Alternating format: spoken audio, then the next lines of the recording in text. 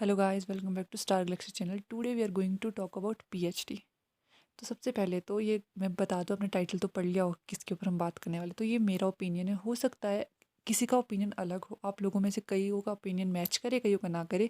तो आप comment section में ना लिख सकते हो, वी विल डिस्कस दैट, क्योंकि अच्छा है जितना ज़्यादा ज्ञान दिया जाएगा, कोई और स्टूडेंट वीडियो देखेगा, वो पढ़ेगा तो उसे लग जाएगा पता। इट विल क्लियर हिज और हर माइंड कि आगे क्या करना है। चलो स्टार्ट करते हैं। सभी को पता है पीएचडी जो बच्चे मास्टर कर रहा है या जिसने मास्टर्स करने की सोची है या जिसकी मास्टर्स हो चुकी है, उसके दिमाग में एक थॉट ज़रूर आता है कि क्या पीएचडी कैसे करनी चाहिए। अगर देखो, अगर आप इंटरेस्टेड हो पीएचडी में, यू वांट, देखो डॉक्टर जब के नाम के आगे कईयों को तो वो चाहिए कि हाँ हमारे नाम के आगे डॉक्टर हो। कईयों को रिसर्च में इंटरेस्ट होता है कि हाँ यार, ये रिसर्च हमारे बस की बात है, हम करना चाहते हैं।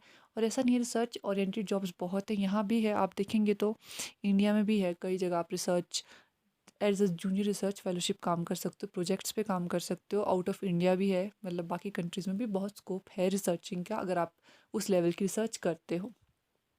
तो चलिए, ये तो स्कोप की बात तो आप सभी को पता होगी। अगर आपने पीएचडी सोची है, इस पे तो कोई और ही वीडियो बन सकती है। अगर आप चाहे कि इस पे मैं वीडियो बनाऊँ कि पीएचडी के क्या क्या स्कोप हो सकते हैं, तो आप कमेंट सेक्शन में लिख सकते हो। तो देखो, पीएचडी करने का एक तो सीधा तरीका है कि आप नेट क्वालिफाई करो, चाहे वो सीएसआईआर नेट क्वालिफाई करो, चाहे यूजीसी नेट क्वालिफाई करो।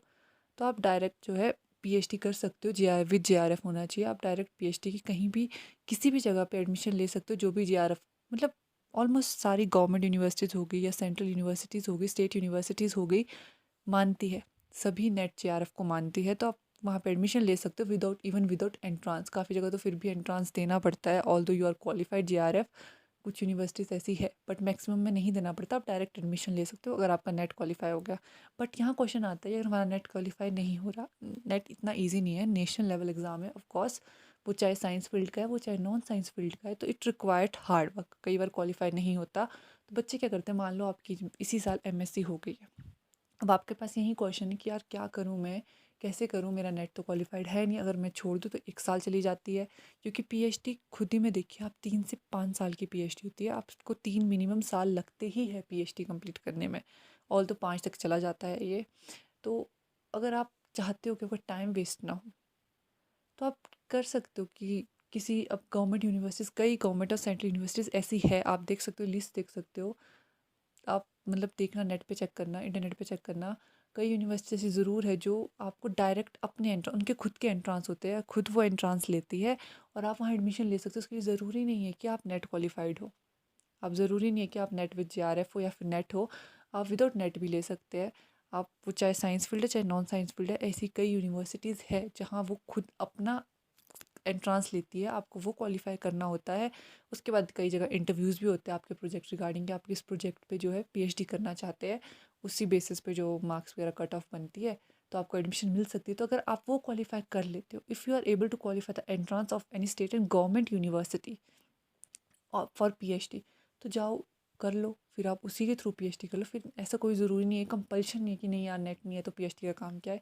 पीएचडी का रिसर्च में अलग वर्क है, net is generally for those. देखो, नेट जेआरएफ का एक ये काम है, जेआरएफ स्टेबिलिटी है, कि अगर आप फाइनेंशियली स्टेबल नहीं हो पीएचडी करने के लिए, लाइक कई जगह पीएचडी में खर्चा भी होता है, वैसे गवर्नमेंट यूनिवर्सिटीज़ में तो कम ही खर्चा होता है। जनरली एक तरह की स्टेबिलिटी होती है स्टूडेंट को कि अब देखो, आपको इसमें स्टाइपेंड मिलते हैं, 31,000 मिलते हैं, मे बी कुछ और भी चार्जेस होंगे, वो आप देख सकते हो। तो वो मिलता है, तो वो एक तरह की स्टेबिलिटी होती है स्टूडेंट को जो पीएचडी कर रहा है, कि हाँ मतलब वो चला सकता है, चीज़ें चला सकता है।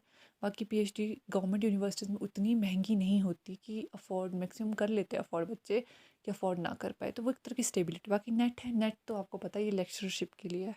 अगर आप चाहते हो कि आप आफ्टर पीएचडी या आफ्टर एमएससी भी नेट क्वालिफाई करते हो, अभी भी मतलब अभी वैलिड है, एमएससी बेसिस पे जिन्होंने नेट क्वालिफाई किया उन्हें भी मतलब लेक्चरशिप मिल रही है, असिस्टेंट प्रोफेसर।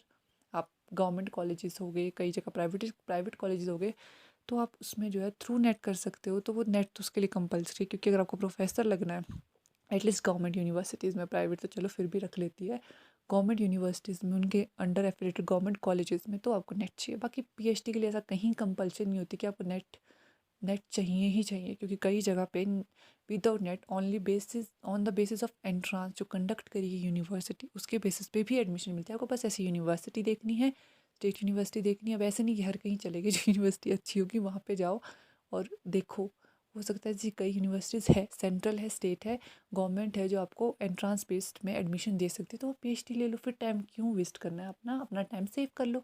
और रही बात नेट की, साइड बाय साइड भी क्वालिफाई हो सकता है। 3 से 5 साल अगर आप पीएचडी में लगा रहे हो तो साइड बाय साइड देते रहो। देखो 1 साल में 2 बार होता है नेट, 3 साल में 6 बार हो जाएगा, 5 साल में 10 बार हो जाएगा, कभी तो निकलेगा, कभी तो क्वालिफाई होगा। एटलीस्ट टाइम तो नहीं वेस्ट होगा, जब क्वालिफाई होगा तब तक पीएचडी की डिग्री भी हाथ में हो सकती है आपके।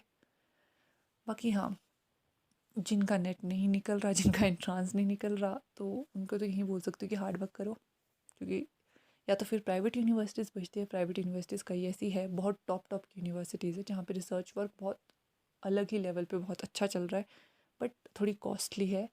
दे also don't require you to qualify NET, उनकी भी कोई ऐसी कंडीशन नहीं है। बट हाँ, अगर आप फाइनेंशियल स्टेबल हो तो आप वहाँ से पीएचडी कर सकते हो। अगर नहीं हो तो गवर्नमेंट यूनिवर्सिटीज़ अच्छी है, एंट्रांस का ट्राई कीजिए, नेट की भी प्रिपरेशन रखिए, पर एंट्रांस का भी ट्राई कीजिए। ऐसा नहीं बोल रही मैं कि नेट क्वालिफाई नहीं करना है, करो। नेट जेआरएफ आप क्वालिफाई कर सकते हो, करो। It's not that hard, not that difficult. But हाँ, मेरे ओपिनियन में अगर चूज़ करना हो कि आपको थ्रू एंट्रांस जाना है या थ्रू नेट जाना है, और अगर आप एंट्रांस क्वालिफाई कर ले तो जाओ, डोंट लीव द सीट, क्योंकि पीएचडी टाइम टेकिंग है, टाइम बहुत लेती है, तो अपना टाइम क्यों वेस्ट करना है। अगर आपको सीट मिल रही है गवर्नमेंट में, वैसे भी गवर्नमेंट में इतना खर्चा होगा नहीं, काफ़ी नॉन साइंस फील्ड्स तो ऐसी है, अगर आप नॉन साइंस बैकग्राउंड से, काफ़ी फील्ड्स ऐसी है जहाँ पे खर्चा नहीं होगा ज़्यादा। अगर आप पीएचडी गवर्नमेंट इंस्टीट्यूट से करोगे, काफ़ी ईजिली आप जो है कर सकते हो। तो मेरा यही मेन मोटिव था इसका कि अगर आपको एंट्रांस के थ्रू मिलती है ना कहीं पर एडमिशन, किसी गवर्नमेंट यूनिवर्सिटी में, ले लो एडमिशन और पीएचडी कर लो। बट हर कहीं से मत करना, थोड़ा देख के करना कि हाँ यूनिवर्सिटी है, जिस चीज़ में आप करें उस चीज़ में है। क्या करते हैं वो, जनरली कंडक्ट करा लेते हैं, अपना एंट्रांस कंडक्ट कराते हैं, उसके बाद इंटरव्यू होता है, उसी में मार्क्स जोड़ जाड़ के फाइनल लिस्ट आ जाती है, आप एडमिशन ले सकते हो। बाकी जिनका नेट जेआरएफ हो रहा है वो तो वेल एंड गुड है, जूनियर रिसर्च फेलोशिप लो और आप पीएचडी कर सकते हो किसी भी यूनिवर्सिटी से।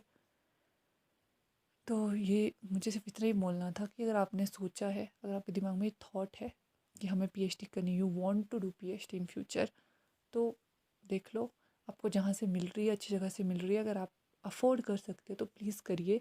ज़रूरी नहीं है कि नेट के लिए आप 1-2 साल साइड बैक कर लीजिए, 1-2 साल का भी बहुत फ़र्क पड़ता है, उसमें आपकी पीएचडी हो जाएगी, साइड बाय साइड लगे रहो करने। नेट जेआरएफ आज ना कल निकल जाएगा, देखो नेट की तो कोई लिमिट है नहीं, लगे रहो आप। नेट तो जब तक आप दे सकते हो एग्ज़ाम। हाँ, जेआरएफ की लिमिट है कि 28 साल के बाद आप जेआरएफ के लिए एलिजिबल नहीं है, नेट की तो है नहीं लिमिट, देते रहो। तो बस इतना ही बोलना था।